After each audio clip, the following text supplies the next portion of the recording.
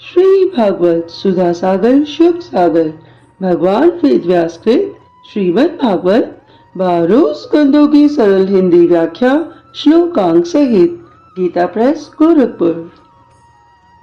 आप सुन रहे हैं श्रीमद् भागवत महापुराण के द्वितीय स्कंद का 5वां अध्याय सृष्टि वर्णन। नारद जी ने पूछा, पिताजी आप केवल मेरे ही नहीं सबके पिता समस्त देवताओं से श्रेष्ठ एवं सृष्टि करता है। आपको मेरा प्रणाम है। आप मुझे ये ज्ञान दीजिए जिससे आत्म तत्व का साक्षात्कार हो जाता है। हे पिताजी, इस संसार का क्या लक्षण है, इसका आधार क्या है, इसका निर्माण किसने किया है और इस संसार का प्रलय किसमें होता है, ये संसार किसके अधीन है और वास्तव में ये है क्या वस्तु। आप इस संसार का तत्व बतलाइए। आप तो ये सब कुछ जानते हैं, क्योंकि जो कुछ हुआ है, हो रहा है या होगा, उसके स्वामी आप ही हैं। ये सारा संसार हथेली पर रखे हुए आंवले के समान आपकी ज्ञान दृष्टि के अंतर्गत ही है। पिताजी, आपको ये ज्ञान कहाँ से मिला? आप किसके आधार पर ठहरे हुए हैं? आपका स्वामी कौन है और आपका स्वरूप क्या है? आप अकेले ही अपनी माया से पंचभूतों के द्वारा प्राणियों की सृष्टि कर लेते हैं। कितना अद्भुत है।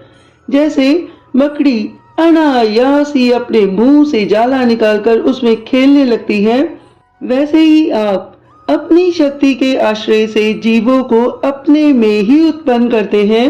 फिर भी आप में कोई विकार नहीं होता। जगत में नाम रूप और गुणों से जो कुछ जाना जाता है, उसमें मैं ऐसी कोई सत्य असत्य उत्तम मध्यम या अधम वस्तु नहीं देखता जो आपके सिवा और किसी से उत्पन्न हुई हो। इस प्रकार सबके ईश्वर होकर भी आपने एकाग्र चित्त से घोर तपस्या की। इस बात से मुझे मोह के साथ साथ बहुत बड़ी शंका भी हो रही है कि आपसे बड़ा भी कोई है क्या? पिताजी, आप सर्वज्ञ और सर्वेश्वर हैं। जो कुछ मैं पूछ रहा हूँ वह सब आप कृपा करके मुझे इस प्रकार समझाइए कि जिससे मैं आपके उपदेश को ठीक ठीक समझ सकूं। नारद जी की ये बात सुनकर ब्रह्मा जी ने कहा, बेटा नारद, तुमने जीवों के प्रति करुणा के भाव से भरकर ये बहुत ही सुंदर प्रश्न किया है, क्योंकि इससे भगवान के गुणों का वर्णन करने की प्रेरणा मुझे प्राप्त हुई है। तुमने मेरे विषय में जो कुछ कहा है, तुम्हारा ये कथन भी असत्य नहीं है, क्योंकि जब तक मुझसे परे का तत्व जो स्वयं भगवान ही है जान नहीं लिया जाता, तब तक मेरा ऐसा ही प्रभाव प्रतीत होता है। जैसे सूर्य, अग्नि, चंद्रमा, ग्रह, नक्षत्र और तारे उन्हीं के प्रकाश से प्रकाशित होकर जगत में प्रकाश फैलाते हैं, वैसे ही मैं भी उन्हीं के स्वयं प्रकाश भगवान के चिन्मय प्रकाश से प्रकाशित होकर संसार को प्रकाशित कर रहा हूँ। उन भगवान वासुदेव जी की मैं वंदना करता हूँ और ध्यान भी, जिसकी दुर्जय माया से मोहित होकर लोग मुझे जगत गुरु कहते हैं। ये माया तो उनकी आंखों के सामने ठहरती ही नहीं, झेप कर दूर से ही भाग जाती है, परंतु संसार के अज्ञानी जन उसी से मोहित होकर ये मैं हूँ, ये मेरा है, इस प्रकार बकते रहते हैं। हे पुत्र, भगवत स्वरूप नारद, द्रव्य, कर्म, काल, स्वभाव और जीव वास्तव में भगवान से भिन्न दूसरी कोई भी वस्तु नहीं है। वेद नारायण के परायण हैं, देवता भी नारायण के ही अंगों से कल्पित हुए हैं और समस्त यज्ञ भी नारायण की प्रसन्नता के लिए ही हैं, तथा उनसे जिन लोकों की प्राप्ति होती है वह भी नारायण में ही कल्पित हैं। सब प्रकार के योग भी नारायण की प्राप्ति ही हेतु है। सारी वस्तु, सारी तपस्याएं नारायण की ओर ही ले जाने वाली हैं। ज्ञान के द्वारा भी नारायण ही जाने जाते हैं। समस्त साध्य और साधनों का पर्यवसान भगवान नारायण में ही है। वे दृष्टा होने पर भी ईश्वर हैं, स्वामी हैं, निर्विकार होने पर भी सर्वस्वरूप हैं। उन्होंने ही मुझे बनाया है और उनकी दृष्टि से प्रेरित होकर मैं उनकी इच्छा अनुसार सृष्टि रचना करता हूँ। भगवान माया के गुणों से रहित एवं अनंत हैं। सृष्टि, स्थिति और प्रलय के लिए रजोगुण, सत्वगुण और तमोगुण, ये 3 गुण माया के द्वारा उनमें स्वीकार किए गए हैं। ये ही तीनों गुण द्रव्य, ज्ञान और क्रिया का आश्रय लेकर मायातीत नित्य मुक्त पुरुषों की माया में स्थित होने का कार्य, कारण और कर्तापद के अभिमान से बांध लेते हैं। हे नारद, इंद्रियातीत भगवान गुणों के इन 3 आवरणों से अपने स्वरूप को भली भांति ढक लेते हैं, इसलिए लोग उनको नहीं जान पाते। सारे संसार के मेरे भी एकमात्र स्वामी वह ही है। मायापति भगवान ने एक से बहुत होने की इच्छा होने पर अपनी माया से अपने स्वरूप में स्वयं प्राप्त काल, कर्म और स्वभाव को स्वीकार कर लिया। भगवान की शक्ति से ही काल ने तीनों गुणों में शोभ उत्पन्न कर दिया, स्वभाव ने उन्हें रूपांतरित कर दिया और कर्म ने महत्व को जन्म दिया। रजोगुण और सत्वगुण की वृद्धि होने पर महत्व का जो विकार हुआ, उससे ज्ञान, क्रिया और द्रव्य रूप तम प्रधान विकार हुआ। वह अहंकार कहलाया और विकार को प्राप्त होकर 3 प्रकार का हो गया। उसके भेद हैं वैकारिक, तेजस और तामस। हे नारद जी, वे क्रमशः ज्ञान शक्ति, क्रिया शक्ति और द्रव्य शक्ति प्रधान हैं।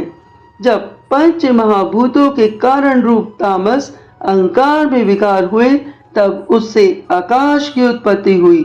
आकाश की तन्मात्रा और गुण शब्द है। इस शब्द के द्वारा ही दृष्टा और दृश्य का बोध होता है। जब आकाश में विकार हुआ, तब उससे वायु की उत्पत्ति हुई। उसका गुण स्पर्श है। अपने कारण का गुण आ जाने से यह शब्द वाला भी है।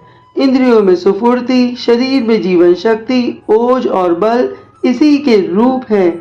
कल, कर्म और स्वभाव से वायु भी विकार हुआ, उससे तेज की उत्पत्ति हुई।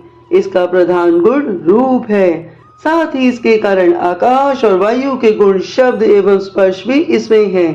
तेज के विकार से जल की उत्पत्ति हुई। इसका गुण है रस। कारण तत्वों के गुण शब्द, स्पर्श और रूप भी इसमें है। जल के विकार से पृथ्वी की उत्पत्ति हुई। इसका गुण है गंध। कारण के गुण कार्य में आते हैं। इस न्याय से शब्द, स्पर्श, रूप और रस, ये चारों गुण भी इसमें विद्यमान हैं। वैकारिक अहंकार से मन की और इंद्रियों के 10 अधिष्ठात्र देवताओं की भी उत्पत्ति हुई। उनके नाम हैं दिशा, वायु, सूर्य, वरुण, अश्विनी कुमार, अग्नि, इंद्र, विष्णु, मित्र और प्रजापति।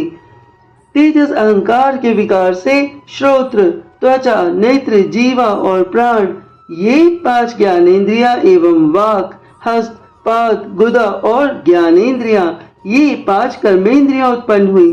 साथ ही ज्ञान शक्ति रूप बुद्धि और क्रिया शक्ति रूप प्राण भी तेजस अहंकार से ही उत्पन्न हुए।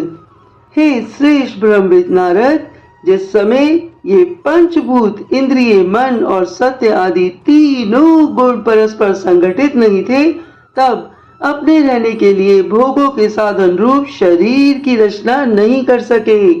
जब भगवान ने इन्हें अपनी शक्ति से प्रेरित किया, तब वह तत्व परस्पर एक दूसरे के साथ मिल गए और उन्होंने आपस में कार्य कारण भाव स्वीकार करके व्यष्टि समष्टि रूप पिंड और ब्रह्मांड दोनों की रचना की।